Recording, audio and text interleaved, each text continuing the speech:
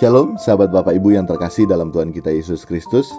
Apa kabar hari ini sahabat Bapak Ibu? Haleluya, haleluya. Bisa dilewati ya sahabat Bapak Ibu. New Chapter Message hari ini Rabu 7 September 2022 berjudul Mujizat Hanya Tanda. Ayat Alkitab yang menjadi perenungan kita sepanjang hari ini terdapat dalam Matius 8 ayat yang ke-14 sampai dengan 15. Demikian firman Tuhan. Setibanya di rumah Petrus, Yesus pun melihat ibu mertua Petrus terbaring karena sakit demam. Maka dipegangnya tangan perempuan itu, lalu lenyaplah demamnya. Ia pun bangunlah dan melayani dia. Mujizat hanya tanda.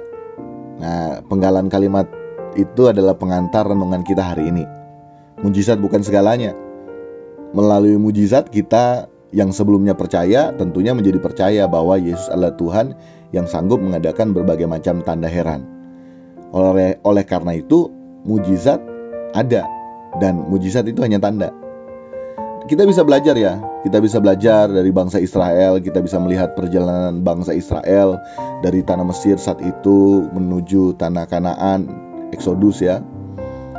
Mujizat apa yang belum pernah dialami oleh bangsa Israel, agar supaya bangsa Israel percaya benar kepada Allah yang memiliki proper name Yahweh itu.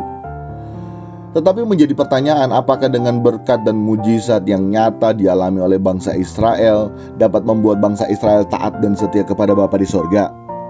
Yuk kita renungkan. Atau justru sebaliknya, selalu hanya memanfaatkan Tuhan untuk kepentingan pribadi dan golongan dan bukan untuk kepentingan Tuhan. Ini loh, yuk kita baca Alkitab, kita baca cerita bangsa Israel. Nah, sebagai orang Kristen kita harus mengambil pelajaran berharga dari kisah bangsa Israel di Alkitab yang dapat menjadi dasar kita mengikut Tuhan. Supaya jangan salah loh, kita mengikut Tuhan akhirnya kita kecewa karena ada asumsi dalam diri kita, oh saat kita mengikut Tuhan begini dan begitu. Apakah dengan semua yang dikisahkan di Alkitab kita masih lagi mau meragukan Tuhan? Tentu kan tidak ya.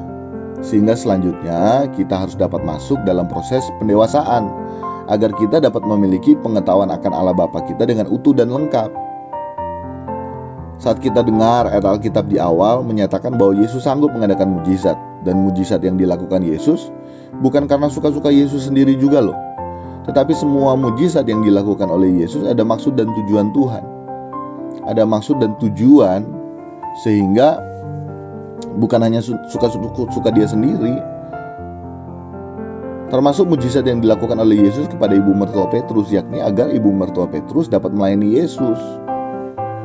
Nah, hal ini juga yang dapat kita sadari bahwa mujizatnya sampai sekarang masih berlaku, dan mujizatnya terjadi untuk menunjukkan kebesaran Tuhan. Jadi bukan berarti mujizat sekarang tidak ada, sampai sekarang masih ada. Tapi kembali lagi, mujizat kan cuma tanda. Yang belum percaya jadi percaya. Nah, kalau kita misalnya sampai sekarang masih mengharapkan mujizat dalam mencari Tuhan, ya berarti kita belum percaya.